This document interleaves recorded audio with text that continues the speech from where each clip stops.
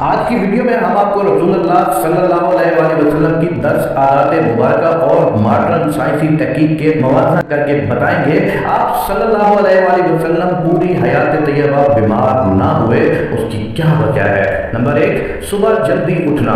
رسول اللہ صلی اللہ علیہ وآلہ وسلم صبح بہت جلد اٹھ جایا کرتے تھے، بلکہ ایسی کوئی روایت نہیں ملتی کہ آپ صلی اللہ علیہ وآلہ وسلم کی تہجد بھی کبھی قضا ہوئی ہو۔ سورج نکلنے سے کچھ وقت قبل اور 1 گھنٹہ بعد تک کا وقت آکسیجن سے بھرپور وقت ہوتا ہے۔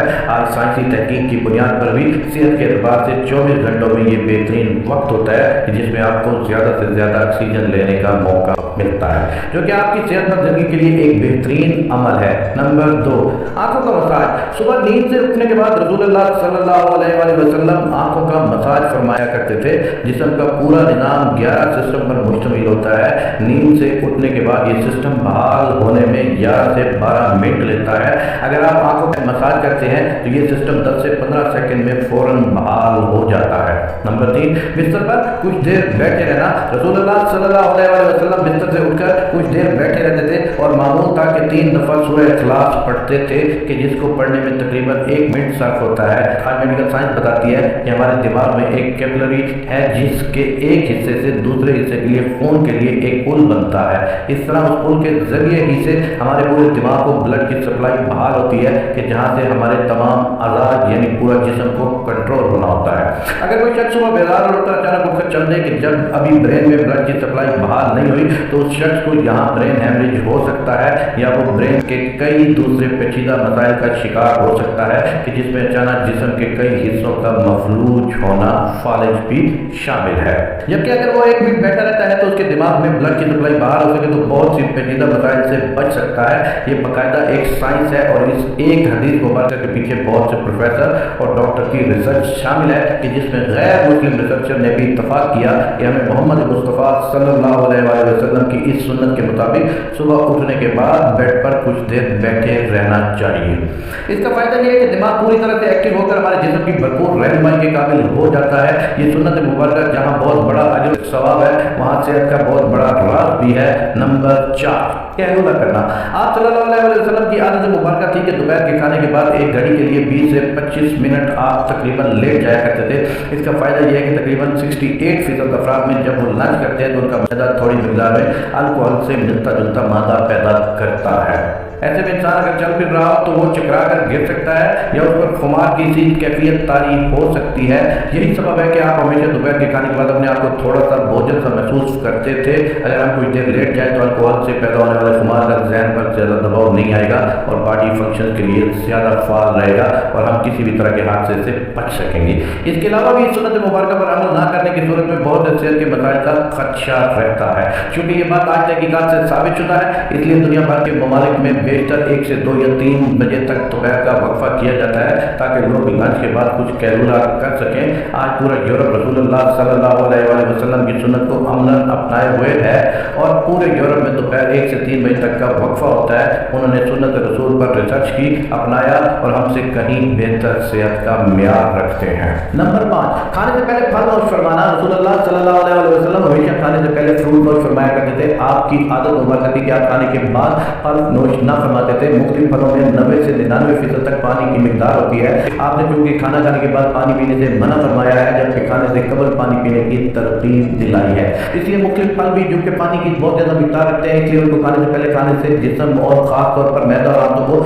توانائی ملتی ہے کیونکہ کھانے کو ہضم کرنے کے لیے معدے اور آنت کا بہت اہم کردار ہوتا ہے اور یہ عمل ان کی کارکردگی بڑھانے میں ان کے لیے مددگار ثابت ہوتا ہے۔ اور یہ بات بھی سائنسی مشاہدات سے ثابت شدہ ہے، فروٹ میں موجود غذائیت سے خالی معدے کو زیادہ فائدہ پہنچتا ہے۔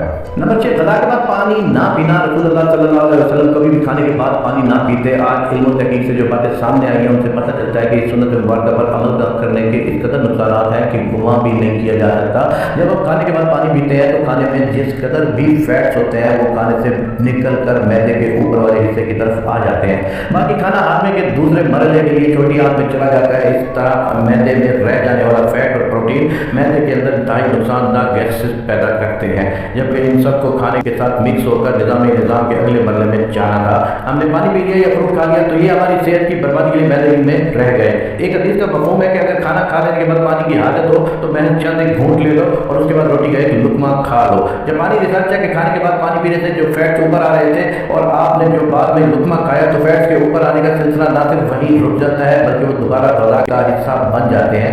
इसलिए खाना खाने के बाद पानी हरगिज़ नहीं पीना चाहिए कि जो कि पेट में ना सिर्फ गैस, तेज़ाबियत, बदहज़मी का बाइस बनते हैं बल्कि बहुत से दिल के अमराज का ताल्लुक भी इस सुन्नत मुबारका पर अमल ना करने के सबब ही है। नंबर 7, वजू। हम दिन में 5 फर्ज नमाजों के लिए कम से कम 5 बार वजू करते हैं, क्योंकि वजू के बगैर नमाज नहीं होती और मुंह, नाक, हाथ, बाजू, सर और पाँव धोने बगैर वजू नहीं होता। यानी दिन में 5 बार हम जिस्म के तमाम अज़ा को धोते हैं। वजू में हम जिस्म के तमाम ज़ाहिरी अज़ा धोते हैं कि जिन पर मिट्टी और कार्बन लग जाती है। आज साइंसी मुशाहिदात से ये बात साबित करते हैं कि जिस्म के जिन अज़ा पर मिट्टी या कार्बन लग जाती है तो अगर उनको साफ ना किया जाए और जिस्म के इस हिस्से पर ज़्यादा देर लगे रहे तो अज़ा और उसके दिमाग का कनेक्शन कमज़ोर हो जाता है, यानी जिस्म का असाबी निज़ाम कमज़ोर हो जाता है, क्योंकि वो मुसलसल दिमाग को ये पैगाम भेज रहे होते हैं कि जिस्म पर कोई चीज़ आ गई है और उसकी सफाई का एहतमाम किया जाए। अगर एक शख्स सुबह मुंह धोता है और उसके बाद शाम में आकर धोता है तो उसके अज़ा और दिमाग का ताल्लुक कमज़ोर पड़ जाता है कि जिससे बाद में वो बहुत से असाबी मसाइल का शिकार हो जाता है। इस्लाम कम अज़ कम दिन में 5 बार आपके अज़ा की सफाई का बंदोबस्त करता है और जुम्मे के रोज़ नाखून, ज़ेर नाक और बगलों के गैर ज़रूरी बाल काटने समेत मुकम्मल सफाई का एहतमाम करता है। इसलिए जुम्मे का गुस्ल हर मुसलमान पर वाजिब है। रसूलुल्लाह सल्लल्लाहु अलैहि वसल्लम ने ना सिर्फ ऐसा करने का हुक्म फरमाया बल्कि ये सब आपकी सुन्नत मुबारका का हिस्सा भी है। नंबर 8, जल्द सोना। रसूलुल्लाह की एक आदत मुबारका ये भी थी नमाज इशा के फौरन बाद सो जाते थे, यानी रात जल्द सोना और सुबह जल्द उठना आपके मामलात में शामिल था। हमारी बायोलॉजिकल वॉच जो कि हमारे पूरे जिस्म के निज़ाम को नज़म करती है, जब ये बात अंधेरा देखती है तो ये आपके जिस्म को सोने का सिग्नल दे देती है और जिस्म को तैयारी के लिए ये 1.5 से 2 घंटे का टाइम देती है कि इस वक्त तक आपको लाजमी सोना चाहिए। नोट कीजिएगा कि नमाज मगरिब और इशा में भी तकरीबन इतना ही दुरानिया होता है। इसका फायदा ये होता है कि आपके जिस्म के अंदर बायोलॉजिकल वॉच के तहत एक डॉक्टर जाग जाता है जो आपके पूरे जिस्म की मेंटेनेंस करता है। आप कहीं जख्म आ गया हो आपको रिपेयर करेगा, अगर जिगर या किसी और अज़ा में कुछ मुश्किल है तो उस पर काम करेगा। बल्कि सोने के बाद सबसे पहले जिगर पर ही काम होता है और जो जिगर के मरीज हैं उनके लिए ये राय भी है कि जहाँ वो अपना इलाज कर रहे हैं वो अपनी जगह लेकर अपनी नींद के निज़ाम को बेहतर करके अपने जिस्म के डॉक्टर को इलाज का मौका दीजिए और फिर उसके समरात देखिए। रात 10 बजे से 12 बजे तक जिगर और उसके इर्द गिर्द के अज़ा की मेंटेनेंस होती है और उसके बाद दर्जा बदर्जा पूरे जिस्म की मेंटेनेंस होती है और ये अमल अल्लाह की बुनियाद पर होता है। अल्लाह रब्बुल इज़्ज़त ने आपके जिस्म में एक ऑटोमेटिक निज़ाम रखा है और ये निज़ाम तब काम करता है कि जब आप जल्दी सोने की आदत अपनाते हैं। ऐसे जहालत में अरबों में एक रिवायत था कि रात के खाने के बाद उनके यहाँ शेर शायरी और देवमालाई कहानियों की महफिल होती थी जो रात का 2 बजे तक चलती रहती थी और इसी माहौल में रसूलुल्लाह सल्लल्लाहु अलैहि वसल्लम का रात जल्दी सोना भी उनके नज़दीक काबिल एतराज़ अमल था। ये तो अहद जहालत था, लेकिन आज मॉडर्न एज का भी दावा करने वाले मुसलमानों के यहाँ देर तक जागने को न सिर्फ काबिल एतराज़ नहीं समझा जाता बल्कि कुछ हद तक तो काबिल फ़ख्र भी जाना जाता है और अहद जहालत की महफिलों की जगह आज मॉडर्न इंटरनेट और सेटेलाइट टेक्नोलॉजी ने ले ली है। लेकिन जल्दी सोना रसूलुल्लाह सल्लल्लाहु अलैहि वसल्लम के मामलात में था, क्योंकि जिस्म के अंदरूनी डॉक्टर की अफादियत से वाकिफ थे और यही वजह है कि पूरी हयात मुबारक रसूलुल्लाह बीमार नहीं हुए। नंबर 9, मिसवाक करना। रसूलुल्लाह सल्लल्लाहु अलैहि वसल्लम मिसवाक को बहुत पसंद फरमाते थे और ख़ुसूसन दिन में 5 दफ़ा नमाज में वुज़ू के साथ तो ज़रूरी इसका इस्तेमाल फरमाते थे। इसके अलावा भी जब कभी घर तशरीफ लाते किसी महफिल में हाजिरी से पहले ज़ाहिर मौके पर मिसवाक का इस्तेमाल करते और मिसवाक को बहुत महबूब रखते। होता यह है कि जब हम खाना खाते हैं तो दांतों के दरमियान खाने के कुछ ज़रात रह जाते हैं और खाने के 1 घंटे बाद उनमें बैक्टीरिया पैदा हो जाते हैं।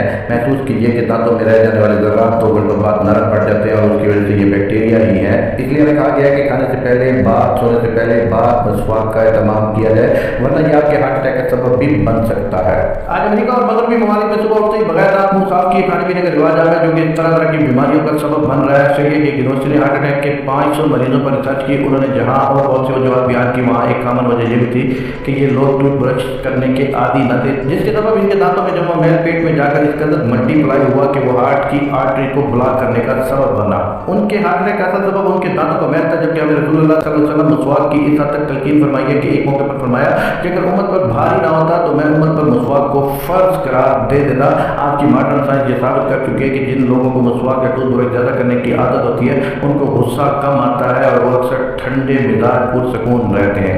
जिस शख्स को ज़्यादा गुस्सा आता हो, ब्लड प्रेशर अक्सर हाई रहता हो, तबीयत में बेचैनी हो तो वो ज़्यादा से ज़्यादा मिसवाक किया करे। 2-3 माह में उसके हैरान कुन मौजूदाती असरात सामने आ जाएंगे। नंबर 10, ہفتے میں 2 روزے رسول اللہ صلی اللہ علیہ وسلم کے معاملات میں پیر اور جمعرات کا روزہ بھی شامل تھا، اور آپ صلی اللہ علیہ وسلم نے ان روزوں کو رکھنے کی ترغیب بھی دلائی، یعنی کہ ہفتے میں 2 روزے۔ رسول اللہ صلی اللہ علیہ وسلم کا قول مبارک ہے کہ مسلمان ایک آنکھ میں کھانا کھاتا ہے جبکہ کافر 3 آنکھ میں، اور ہمیں نصیحت فرمائی ہے کہ جب خوب بھوک لگے تو کھانا کھاؤ اور اپنی بھوک باقی ہو تو چھوڑ دو۔ اس عمل کو آج کی جدید میڈیکل سائنس بھی مان چکی ہے۔ یہ انسانی جسم کو صحت مند رکھنے کا بہت عظیم راز ہوتا یہ ہے کہ جب ہم معمول کے مطابق اپنی ضروریات سے زیادہ کھانا کھاتے رہتے ہیں تو جسم میں ایکسٹرا پروٹین فیٹس اکٹھے ہو جاتے ہیں، جو کہ جسم کی ضرورت سے زیادہ ہونے کے سبب جسم میں زہر کا کردار ادا کرتے ہیں اور مختلف بیماریوں کا سبب بنتے ہیں۔ آج کی عام بیماریاں شوگر، کولیسٹرول اور بلڈ پریشر کا بنیادی سبب یہی ایکسٹرا فیٹس ہی بنتے ہیں۔ جب آپ کو بھوک لگتی ہے تو جسم کے ہنگر جوسز یعنی جسم میں کھانا ہضم کرنے کا خود کا نظام پوری طرح سے تیار ہو جاتا ہے۔ اگر ہم نے 100 لقمے کھانے تھے مگر 70 پر رات روٹی ہے تو باقی 30 لقمے کے جن کی جسم کو ضرورت تھی، جسم وہ ضرورت ان ایکسٹرا پروٹین اور فیٹس کو کھا کر پورا کرتا ہے۔ جسم اپنا خودکار نظام کے تحت اکٹھے ہونے والے زہر کو ختم کرتا رہتا ہے اور آپ صحت مند رہتے ہیں۔ اب تک 3 روز کچھ کوتاہی ہو گئی تو آپ نے پیر کو روزہ رکھ لیا، تو دن بھر کے طویل روزہ رکھنے کے باعث آپ کا جسم اس عمل کو ایکٹیو بھرپور طریقے سے رکھتا ہے اور 3 روز کی کوتاہی کو ریپیئر کر دیتا ہے، اور پھر 2 روز کے معمولات اور جمعرات کا پھر روزہ۔ جب یہ سنت آپ صلی اللہ علیہ وسلم کے معمولات کا حصہ بن جاتی ہے تو بیماری پیدا کرنے والے سیل کا عمل ہفتے میں 2 بار دہرائے جانے کے باعث اکٹھے ہی نہیں ہو پاتے اور آپ صحت مند رہتے ہیں۔ آج ہم سائنسی تحقیقات پر بہت یقین رکھتے ہیں کہ ہم اس انتظار میں کہ سائنس رسول اللہ صلی اللہ علیہ وسلم کی سنت مبارکہ کو پروف کرے تو ہم اللہ کے رسول کی سنتوں پر عمل کرنا شروع کریں گے۔ حقیقت یہ ہے کہ سائنس رسول اللہ کی سنتوں سے بہت پیچھے ہے اور آپ کی ساری حیات طیبہ سنتیں ہمارے لیے مشعل راہ ہے اور انہی میں ہمارے لیے دنیا اور آخرت کی کامیابی اور راحتیں ہیں۔